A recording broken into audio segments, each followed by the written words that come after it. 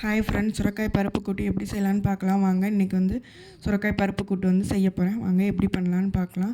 First அதுக்கு வந்து ஒரு குக்கர் எடுத்துக்கிறேன். இது வந்து ஃபுல்லுமே குக்கரில் நம்ம வந்து ஒரேடியாக செஞ்சு முடிக்க போகிறோம். ஸோ ஃபஸ்ட்டு வந்து ஒரு குக்கர் எடுத்துக்கலாம். குக்கரில் வந்து கொஞ்சமாக சின்ன வெங்காயம் ஒரு 10லேருந்து 12 சின்ன வெங்காயத்தை வந்து பொடியை கட் பண்ணி சேர்த்துக்கலாம். பெரிய வெங்காயம் சேர்க்கணுன்னா ஒரு பெரிய வெங்காயம் வந்து சேர்த்துக்கலாம். 2 பச்சை மிளகா, அதுக்கப்புறம் வந்து 2 தக்காளி, இது எல்லாத்தையுமே கட் பண்ணி இதில் சேர்த்துக்கலாம். சேர்த்துட்டு கொஞ்சமாக பாசிப்பருப்பு வந்து ஊற வச்சுருந்தேன். ஊற வைக்காமையும் நம்ம அப்படியே கழுவிட்டு சேர்த்துக்கலாம். ஸோ பாசிப்பருப்பு சேர்த்து செய்யும்போது நல்லாவே டேஸ்ட்டாக இருக்கும். நெக்ஸ்ட்டு அதில் இருந்து பாதி அளவு துவரம்பருப்பு, பாசிப்பருப்பு இப்போ 1/2 கப் எடுத்தோன்னா 1/4 கப் வந்து துவரம்பருப்பு, அதையுமே லைட்டாக ஊற வச்சுட்டு சேர்க்கும்போது டக்குன்னு வந்து வெந்துடும். ஸோ அதையுமே சேர்த்துக்கிறேன். சேர்த்துட்டு நெக்ஸ்ட்டு வந்து சுரக்காயை வந்து கட் பண்ணி பிஞ்சாருன்னா அந்த விதையை வந்து எடுக்க தேவையில்லை. கொஞ்சம் முத்தின சுரக்காவாக இருந்தது அப்படின்னா கண்டிப்பாக அந்த விதையெல்லாம் எடுத்துட்டு நம்ம வந்து கட் பண்ணி ஒரே அளவாக கட் பண்ணி வந்து சேர்த்துக்கலாம். நம்ம குக்கரில் தான் போட்டு விசில் விட போடுறதுனால கொஞ்சம் பெருசாக இருந்தாலுமே நல்லா வெந்து வந்துடும். ஸோ இப்போ வந்து மசாலா சேர்த்துக்கலாம். கொஞ்சமாக மஞ்சள் பொடி வந்து சேர்த்துக்கிறேன்.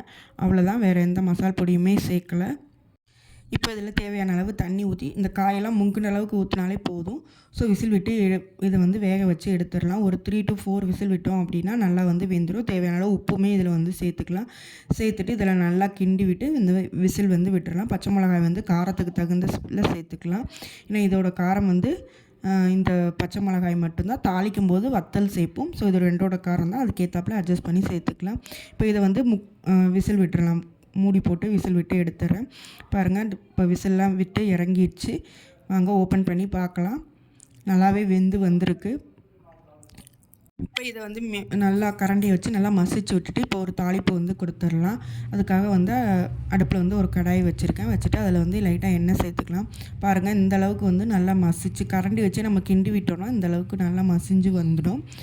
ஸோ இப்போ தாளிப்பு வந்து ரெடி பண்ணிக்கலாம். தாளிப்புக்கு வந்து கடாய் வச்சு அதில் கொஞ்சமாக எண்ணெய் சேர்த்துடலாம். எண்ணெய் சேர்த்துட்டு கடுகு, உளுந்தம்பருப்பு, கொஞ்சமாக பூண்டு வந்து இடித்து சேர்த்துருக்கேன். நெக்ஸ்ட்டு வந்து கருவேப்பிலை, அப்புறம் 4-5 வரமிளகாயை வந்து கிள்ளி சேர்த்துருக்கேன். இது எல்லாத்தையுமே நல்லா எண்ணெயில் பொரிய விட்டு அப்படியே தூக்கி இந்த குக்கரில் வந்து கொட்டி லைட்டாக கிண்டி விட்டுடலாம்.